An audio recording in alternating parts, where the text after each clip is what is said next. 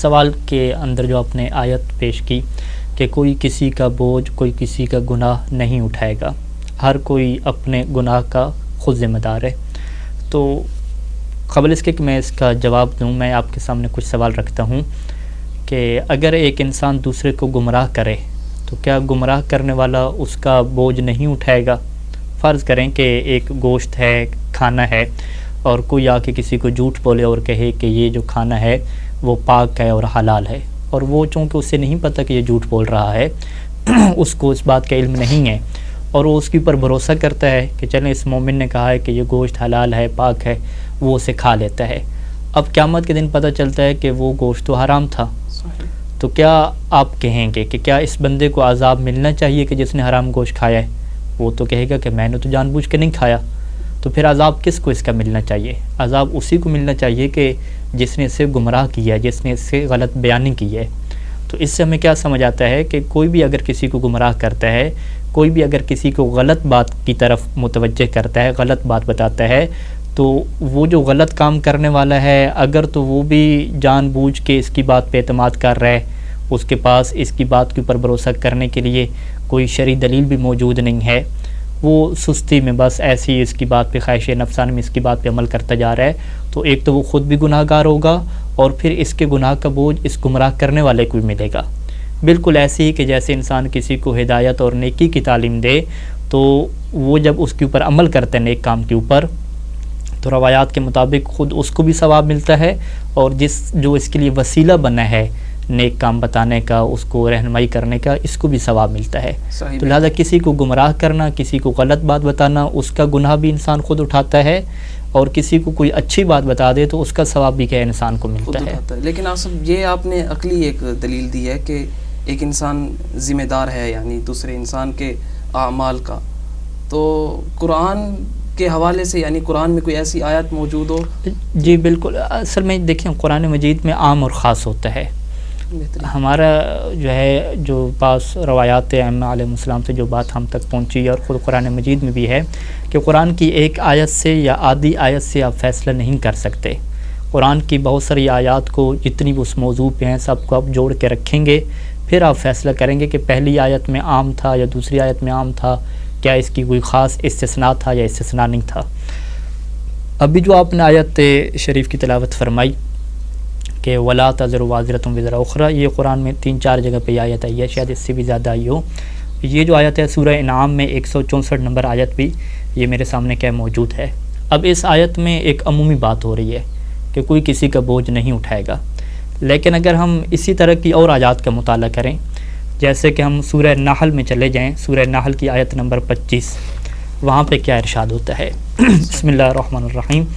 لِيَحْمِلُوا أَوْزَارَهُمْ كَامِلَةً يَوْمَ الْقِيَامَةِ وَمِنْ أَوْزَارِ الَّذِينَ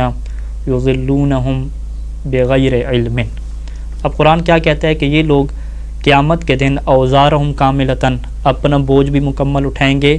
ومن اوزار الذین، اور ان لوگوں کا بھی بوجھ اٹھائیں گے کہ یضلونہم بغیر علم،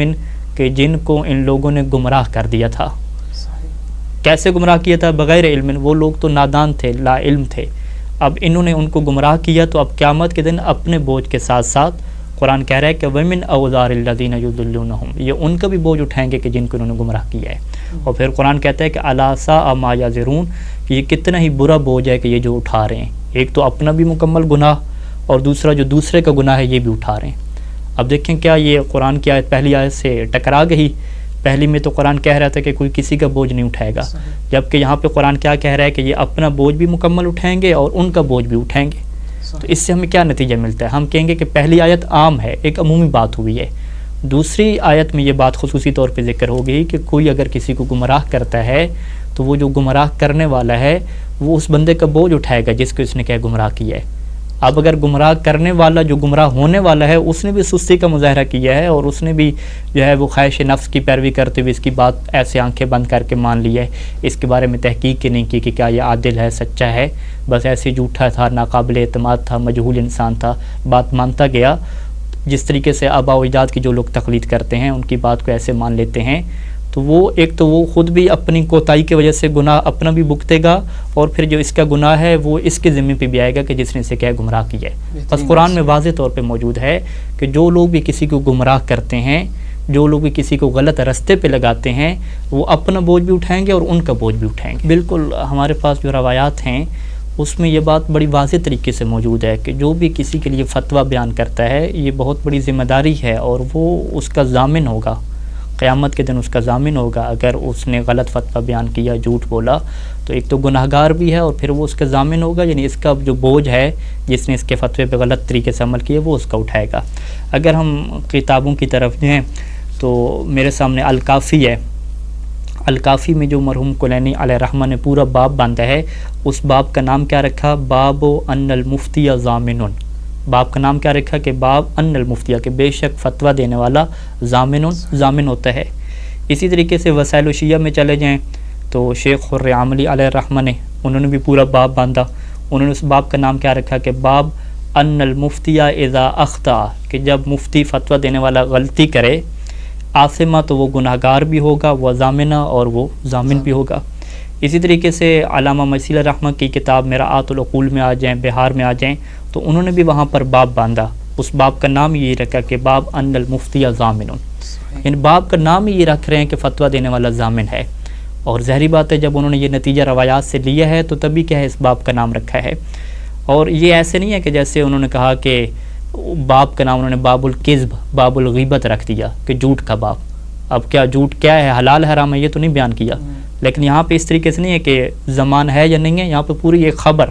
ان المفتی ضامن، کہ مفتی ضامن ہے، باب کا نام بھی یہ پوری خبر کی صورت میں رکھ دیا۔ لہٰذا کوئی یہ نہ کہے کہ بھئی اب ضامن نہیں ہوگا جو روایات بیان کریں گے، نہیں، جب باب کا نام ہی یہ طے ہو گیا کہ مفتی ضامن ہے تو ایک مفتی ضامن ہے، انہوں نے یہی سمجھا۔ اور یہ جو جملہ ہے ان المفتی ضامن، یہ حقیقت میں امام معصوم کا جملہ ہے، اور ہم آپ کے سامنے جو ہے وہ فقط دو روایات اس میں پیش کریں گے۔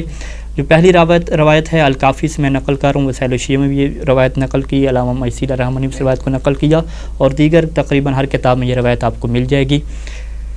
عبد الرحمن بن حجاج ہیں، وہ کہتے ہیں کہ کانا ابو عبداللہ علیہ السلام قائداً فی حلقت ربیعۃ الرائے، ربیعہ الرائے ایک مفتی ہے، قاضی ہے، فیصلہ کرنے والا ہے۔ تو امام صادق علیہ السلام ایک دفعہ جو ہے وہ اس کی محفل میں اس کے پاس کیا بیٹھے تھے، یعنی ایک محفل میں موجود تھے اور وہ بھی کیا موجود تھا۔ اور روایت کہتی ہے کہ فجاء اعرابی، ایک اعرابی آیا، یعنی ایک بدو انسان آیا، اس نے فسأل ربیعۃ الرائے، اس نے جو ربیعہ راوی ہے، ربیعہ جو مفتی ہے، اس سے کیا سوال کیا، ان مسئلۃ، ایک مسئلہ کے بارے میں سوال کیا، فاجابہ، اس نے کیا اسے جواب دے دیا، فلما سکت قال له الاعرابی اهو فی عنقک،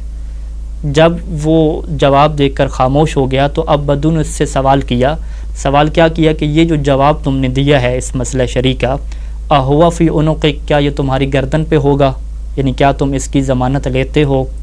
تو اب روایت کہتی ہے کہ فسکت عنہ الربیہ، ربیہ نے کچھ بھی نہیں کہا، وہ خاموش رہا۔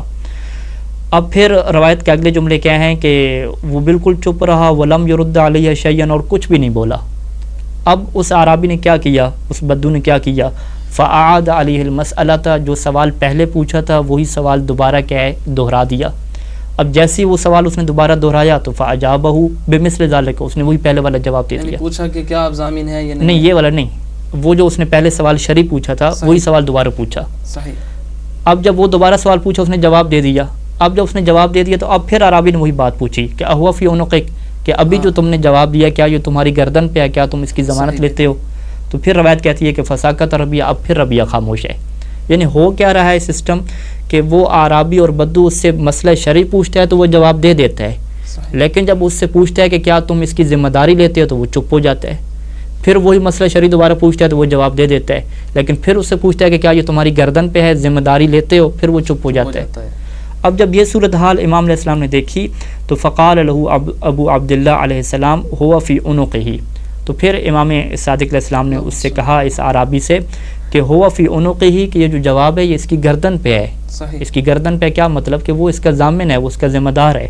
پھر امام نے آگے ایک جملہ مزید روایت کا جاری ہے، امام فرمایا کہ قال او لم یقل، قال یہ عربی یہ جو ربیہ ہے یہ ربیہ کہے یا نہ کہے، یعنی یہ کوئی آپ کو جواب دے یا جواب نہ دے کہ میں ضامن ہوں یا ضامن نہیں ہوں، یہ اس کے باوجود بھی کیا ہوا فی عنقہ، یہ جو فتویٰ اس نے دیا ہے یہ اس کی گردن پہ ہے. اور پھر امام نے کلی قاعدہ بیان فرمایا کہ وہ کل مفتن ضامن، کہ ہر فتویٰ دینے والا ضامن ہوتا ہے. اب یہ جو جملہ ہے وہ کل مفتن ضامن، آپ احادیث کی کتابوں میں چلے جائیں، خود علامہ مسیر رحمٰن شیخ حر عاملی نے اپنی دیگر کتابوں میں اس جملے کو قال الصادق علیہ السلام وکل مفتن ضامن، فقط یہی ایک جملہ کیا ہے روایت کے امام کا لے لیا. تو اب اس روایت میں ہم نے کہا کہ فتویٰ دینے والا قال او لم یقل، وہ آپ کو ذمہ داری کا کہے کہ میں اٹھاتا ہوں یا نہیں اٹھاتا، دونوں صورتوں میں یہ فتویٰ اس کی گردن پہ ہوتا ہے. کیوں؟ وکل مفتن ضامن، کیونکہ ہر فتویٰ دینے والا اپنے فتوے کا ضامن ہوتا ہے. اسی طریقے سے دوسری روایت ہے کہ یہ بھی اسی باب میں ہے الکافی کے، کہ جس میں جو ہے وہ ابو عبیدہ ہے، وہ کہتا ہے کہ امام ابو جعفر علیہ السلام نے فرمایا کہ من افتى الناس بغیر علم ولا ہدى من اللہ، کہ جو لوگوں کو فتویٰ دے بغیر کسی علم کے، یعنی ظن کی بنیاد پہ فتویٰ دے، قیاس کی بنیاد پہ فتویٰ دے، ولا ہدى من اللہ، اور اللہ کی طرف سے جو ہدایت کی چیزیں ہیں قرآن اور حدیث، اس کی ہدایت کے بغیر فتویٰ دے تو لعنتہ ملائکۃ الرحمت، تو اس کے اوپر رحمت کے فرشتے بھی لعنت کرتے ہیں، وہ ملائکۃ العذاب، اور عذاب کے فرشتے بھی اس کے اوپر لعنت کرتے ہیں. اور پھر یہ جو اگلے جملہ امام نے فرمایا کہ ولاحقہ وزر من عامل بفتیاہ، ولاحقہ اس مفتی کو مل جائے گا، کیا مل جائے گا؟ وزر، وہ بوجھ، وہ گناہ مل جائے گا کہ من عامل بفتیاہ، کہ جس بندے نے اس کے فتوے کے اوپر عمل کیا ہے اس بندے کا وزر اور اس بندے کا گناہ اس مفتی کو لاحقہ مل جائے گا قیامت کے دن. اب اس روایت میں امام نے فرما دیا کہ جو لوگوں کو غلط فتویٰ دیتا ہے، اب غلط فتوے کے دینے کی بنیاد پہ جو ان کے غلط فتوے پہ عمل کر رہا ہے، تو اب ان کے جو عمل کا گناہ ہے وہ کس کو مل جائے گا؟ اسی مفتی کو مل جائے گا. اور یہی وہ بات ہے کہ آپ مختلف الفاظ اس کے تعبیر کر لیں کہ یہ اس کی گردن پہ ہے، یہ اس کا ضامن ہے، اس کا بوجھ اس سے ملے گا. تو سب کا خلاصہ کیا ہے کہ جو بھی فتویٰ دیتا ہے وہ ذمہ دار ہوتا ہے. اگر اس نے غلط فتویٰ دیا ہے جان بوجھ کے، اپنی طرف سے قرآن و حدیث سے ہٹ کے فتویٰ دیا ہے، تو یقیناً وہ گناہ گار ہے. اور گناہ گار ہے تو وہ بلکہ نہ فقط خود اپنا گناہ اٹھائے گا، بلکہ جو اس کے فتوے پہ عمل کرتا جائے گا وہ بھی کیا گناہ گار ہے. اسی وجہ سے ہمارے یہاں ہے کہ آپ کسی بھی اگر مفتی کی تقلید کرتے ہیں تو ہر قسم کے مفتی کی اندھی تقلید نہ کریں، بلکہ پہلے دیکھ لیں کہ کیا اس کے اندر شرائط فتویٰ بھی موجود